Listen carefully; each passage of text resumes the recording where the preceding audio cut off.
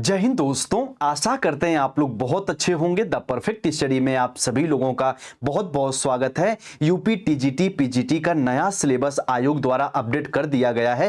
पूरी बात हम लोग समझेंगे अपने इस वीडियो में। जो जीएस वाले पोर्शन को लेके आप सभी के मन में डाउट है कि सर क्या क्या इसमें पढ़ना है, पूरी चर्चा करेंगे। थोड़ी सी वीडियो लंबी होगी, आप लोग मैनेज कर लीजिएगा, लेकिन एक एक टॉपिक को समझ लीजिएगा कि आपको क्या क्या पढ़ना है। देखिए, इसके पहले जो आयोग द्वारा सिलेबस दिया जाता था उसमें जीएस के पोर्शन को ऐड नहीं किया गया था, ना तो टीजीटी में ना तो पीजीटी में। लेकिन अब की बार पूरे पेपर को दो भागों में बांट दिया गया है। एक में तो आपको टोटल आपके जो कोर सब्जेक्ट है, जैसे आप ग्रेजुएशन के आधार पर जो सब्जेक्ट चूज किए उसका आपको पेपर देना होगा।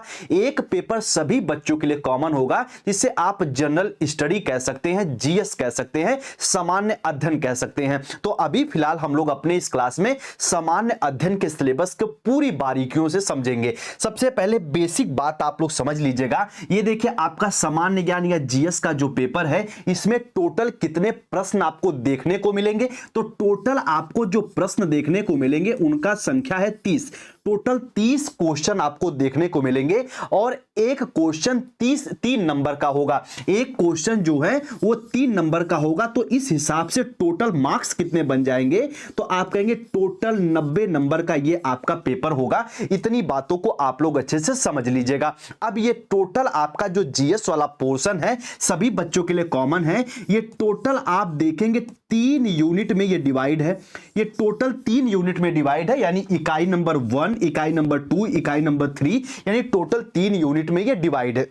अब हम लोग एक एक यूनिट को उठाते हैं और बहुत ही गहराई तौर पे इसको समझते हैं। सबसे पहले अगर हम लोग यूनिट नंबर 1 की बात करें, यानी आपकी इकाई 1 की हम लोग बात करें, इकाई 1 की बात करें, तो इसमें आपको समसमायिकी के बारे में पढ़ना है। समसमायिकी को बड़े ही आसान भाषा में यदि बोला जाए तो पूरी तरीके से ये जो आपकी यूनिट है ये आपके करंट अफेयर पर आधारित है। इस बात को आप सभी भाई बहन समझ लीजिएगा। अब आपके दिमाग में आएगा कि सर करंट अफेयर कहां से कहां तक हम पढ़ें अपने टीजीटी और पीजीटी के लिए। तो पिछले 6 महीने के करंट अफेयर को, या यूं कहें जो प्रमुख बदलाव हुए हैं उनके अकॉर्डिंग देखेंगे तो 1 साल के करंट अफेयर को आपको पढ़ लेना है। यह आपकी यूनिट अच्छे से कंप्लीट हो जाएगी। अब इसमें क्या क्या पढ़ना है ये आप समझिएगा। सबसे पहले महत्वपूर्ण घटनाओं के बारे में समझना है। अब महत्वपूर्ण घटनाएं कौन कौन से संदर्भ में, अब यूपी टीजीटी यूपी पीजीटी है तो आपको उत्तर प्रदेश स्पेशल के तौर पर महत्वपूर्ण घटनाओं के बारे में देख लेना।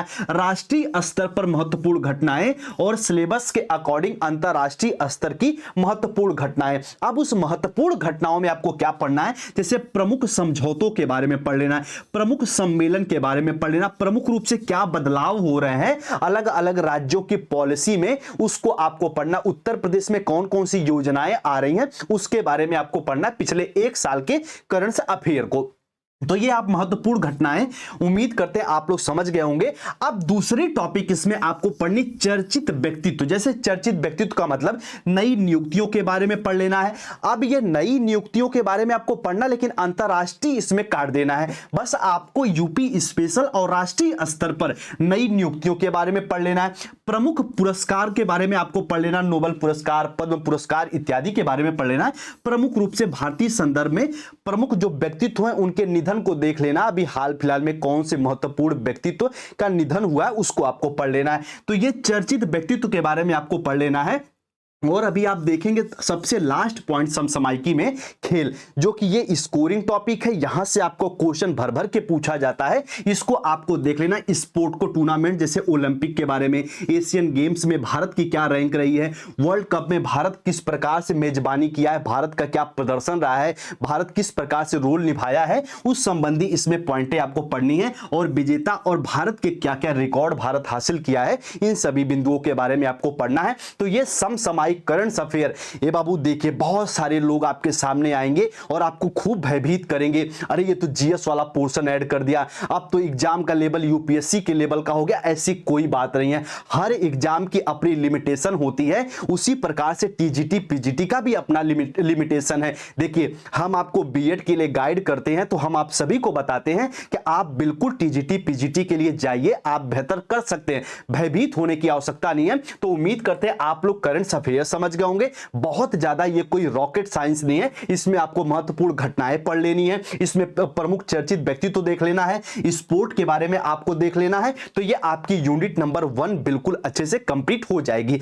अब अगर हम लोग यूनिट नंबर 2 की बात करें, इकाई 2 की बात करें, तो इसमें कई सारी टॉपिक को एक साथ बताया गया है जो आपको पढ़ना है। सबसे पहले भारतीय इतिहास की हम लोग बात करेंगे। देखिए भारतीय इतिहास में आपको क्या पढ़ना है, तो आप कह देंगे सब प्राचीन इतिहास और मध्यकालीन इतिहास एक साथ आपको पढ़ना। देखिए इसमें प्रमुख रूप से जो एक तरीके शासन व्यवस्था प्रशासन व्यवस्था थी उसको पढ़ लेना, रोजगार कैसा था, कृषि व्यवस्था कैसी थी, इस प्रकार की चीजें आपको देख लेनी है। प्राचीन और मध्यकालीन भारत में बहुत ही गहराई में जाके आपको इसमें अध्ययन नहीं करना है, यानी प्रमुख राजा कौन, उनके प्रशासन का प्रमुख बिंदु क्या था, इन सब चीजों को आपको पढ़ना प्राचीन में और आपके मध्यकालीन में। इस बात को याद रखिएगा, यही आपका मेडुअल हिस्ट्री में आ जाएगा मध्यकालीन में। अब जो सबसे इंपॉर्टेंट है जहां से क्वेश्चन बनेगा वो आपका आधुनिक भारत, यानी 1857 से लेके 1947 के बीच जो प्रमुख रूप से राष्ट्रीय आंदोलन होते हैं, प्रमुख स्वतंत्रता सेनानी की भूमिकाओं के बारे में आपको पढ़ना होगा। यह टॉपिक आपकी स्कोरिंग है, यहां आप तैयार करिएगा, यहां से आपसे क्वेश्चन पूछेगा। 1857 की क्रांति तो आप सभी पढ़ेंगे ही पढ़ेंगे। कहा जाता है कि एक ऐसी पहल थी जहां शुरुआत हो गई, बिगुल बज गया कि अब हम अंग्रेजों के कंट्रोल में नहीं रहने वाले हैं। तो यह 1857 की क्रांति पढ़ते पढ़ते आपको 1947 यानी आपको पूरे फ्रीडम मूवमेंट को आपको पढ़ना पड़ेगा। यह आपकी स्कोरिंग टॉपिक है, इसको आप समझ लीजिएगा। गांधी युग इत्यादि इसमें सम्मिलित है। तो यह आपका भारतीय इतिहास है, इसको एक बार आप लोग देख लीजिएगा। अभी आप कहेंगे तो इसका डिटेल वीडियो और डिटेल वीडियो जैसे टॉपिक वाइज कि आपको प्राचीन और मध्यकालीन एक तरीके से भारतीय इतिहास में क्या पढ़ना है, गांधी युग में आपको क्या पढ़ना है, इस प्रकार की वीडियो भी हम आपको प्रोवाइड करा देंगे। तो ये आप एक बार संक्षेप में इसको समझ लीजिएगा। अब अगर राज्य व्यवस्था की बात करें तो राज्य व्यवस्था सबसे पहले भारत की कानूनी किताब, भारत की मौलिक किताब आपको पढ़ना है, भारत का संविधान आपको देख लेना अच्छे से, ये पॉइंट याद रखिएगा। अब इसी के अंतर्गत आपको संसद पढ़ लेना है, न्यायपालिका, कार्यपालिका, उसके साथ साथ आपको मौलिक अधिकार तो सबसे इंपॉर्टेंट है।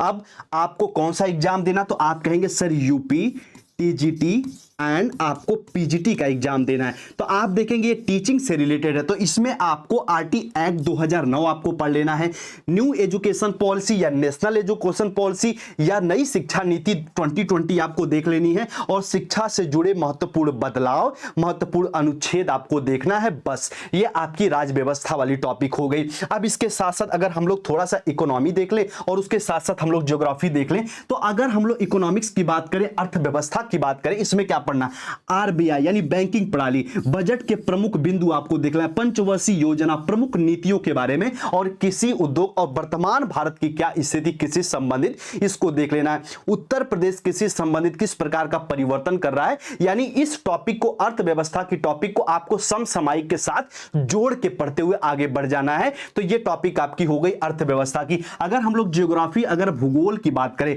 ये भी आपका स्कोरिंग टॉपिक है। देखिए हिस्ट्री में जो आपका आधुनिक इतिहास है वो स्कोरिंग टॉपिक है, वहां से क्वेश्चन आएगा, और यहां ज्योग्राफी में आपको अच्छा खासा क्वेश्चन देखने को मिलने वाला है। इसमें प्रमुख रूप से भारत की नदियां, भारत की प्रमुख बेसिन के बारे में, भारत के प्रमुख जलवायु के बारे में, भारत की प्रमुख मिट्टियों के बारे में, उत्तर प्रदेश, अच्छा ये भूगोल जो है उत्तर प्रदेश के संदर्भ में और भारत के संदर्भ में आपको पढ़ना है। यहां पे विश्व भूगोल की बात नाम मात्र है, आपको पढ़ना नहीं है, इस बात को आप याद रखिएगा। ठीक है, केवल भारतीय भूगोल को देखना है, उत्तर प्रदेश की भौगोलिक स्थिति आपको देख लेनी है। अब यहां एक तरीके से ये तो सबसे इंपॉर्टेंट टॉपिक है, पहाड़ के बारे में आपको पढ़ना ही पढ़ना है, और 2011 की जनगणना आपको देख लेना है। इसमें साक्षरता दर और लिंगानुपात इत्यादि पढ़ते हुए जाना है। भारत की रैंकिंग क्या रही है, अलग अलग राज्यों की रैंकिंग क्या रही है, उसको आपको देख लेना है। तो ये आपकी ज्योग्राफी कंप्लीट हो जाएगी, उसी तरीके से आपकी यूनिट 2 बिल्कुल कंप्लीट हो जाएगी। अब यूनिट तीसरी सबसे इंपॉर्टेंट है, जो कई बच्चे व्हाट्सएप में पूछे कि सर हमें साइंस तो पढ़ना है जीएस वाले पेपर में, लेकिन साइंस का कितना पोर्शन सर पढ़ना है। अब बाबू यहां पे पूरी बात आप लोग समझ लीजिएगा कि साइंस का कितना पोर्शन आप सभी भाई बहन को पढ़ना है। ये आपकी तीसरी यूनिट है। अब इसमें देखिए सामान्य विज्ञान, सूचना एवं संचार प्रौद्योगिकी आपको पढ़ना, साइंस एंड आईसीटी आपको पढ़ना है। तो सबसे पहले साइंस वाली की बात करें यदि हम लोग यहां पे, तो आपका विज्ञान एवं पर्यावरण उत्तर प्रदेश के संदर्भ में और भारत के संदर्भ में आपको पर्यावरण संबंधी बातों को समझना होगा। अब रोजमर्रा के विज्ञान, जैसे कहीं कहीं इसी को आप देख लेंगे, दैनिक विज्ञान आपको पढ़ लेना है, यानी सामान्य परिचय पढ़ लेना है, महत्वपूर्ण इसमें हुए खोज इत्यादि के बारे में आपको पढ़ना होगा। नई टेक्नोलॉजी यानी इसरो द्वारा की लॉन्च किए गए अलग अलग मिशन आपको पढ़ लेने हैं, ये सबसे इंपॉर्टेंट है। और ये स्कोरिंग टॉपिक है, इसमें पर्यावरण, प्रदूषण, ग्लोबल वार्मिंग इत्यादि एक तरीके से आपको पढ़ना है। भारत की क्या भूमिका रही है इसको आपको पढ़ लेना, प्रमुख सम्मेलन पढ़ लेना पर्यावरण से संबंधित, ये आपकी इंपॉर्टेंट है। अब जो आप लोग साइंस को लेके कह रहे थे कि सर क्या इसमें केमिस्ट्री पढ़नी है, क्या इसमें सर फिजिक्स पढ़ना है, तो जवाब है नहीं, इसमें सिर्फ और सिर्फ बायोलॉजी और बायोलॉजी के कुछ पोर्शन को आपको पढ़ना है। जैसे इसमें आपको विटामिन्स पढ़ लेनी है, सिलेबस में साफ साफ बता दिया गया कि आपको विटामिन्स पढ़ लेनी है, आपको खनिज लवण पढ़ लेने, आपको हार्मोन्स देख लेने, आपको एंजाइम देख लेने हैं, और प्रमुख बीमारियां आपको देख लेनी है, और पोषण की कमी से होने वाले प्रमुख रूप से कौन कौन से रोग हैं इनको आपको पढ़ लेना है। साइंस वाले पोर्शन में बस इतना आपको पढ़ना है। फिजिक्स केमिस्ट्री और बायोलॉजी में केवल आपको बायोलॉजी पे ध्यान देना, जीव विज्ञान पे आपको ध्यान देना है, इस बात को आप याद रखिएगा। ये आपकी यूनिट 3 का पहला पोर्शन हो गया आपका सामान्य विज्ञान। अब यहीं पे जो सबसे इंपॉर्टेंट आपका है कि सूचना एवं संचार प्रौद्योगिकी। देखिए आप में से लगभग क्या सभी बच्चे जो बीएड किए हैं वही टीजीटी पीजीटी के लिए जाएंगे, और हम पूरी तरीके से इस बात को लेकर निश्चिंत हैं कि आप लोगों के लिए ये जो आईसीटी वाली शब्द है ना, ये कोई नया नहीं होगा, क्योंकि आप सब जानते हैं आईसीटी को तो हम आपके रग रग में बैठा दिए हैं कि भैया इंफॉर्मेशन कम्युनिकेशन टेक्नोलॉजी खूब हम लोग पढ़े। जो पूर्वांचल की यूनिवर्सिटी से होंगे उनको तो पूरा एक पेपर ही इसी सब्जेक्ट का है। तो आपको सबसे पहले कंप्यूटर और इंटरनेट शब्दावली देख लेना है। इसमें आपको बेसिक जैसे हार्डवेयर, सॉफ्टवेयर, इनपुट आउटपुट और यूआरएल, उसके साथ साथ आपको ब्राउजर, वायरस, ईमेल इत्यादि के बेसिक इसके फंक्शन के बारे में आपको जानना होगा। उसके साथ साथ अब देखिए यहां से बीएड वाला पोर्शन स्टार्ट हो जाता है कि आईसीटी के अनुप्रयोग थोड़ा सा आपको व्यवहारिक रूप से इसको पढ़ लेना होगा, यानी इंफॉर्मेशन कम्युनिकेशन टेक्नोलॉजी का उपयोग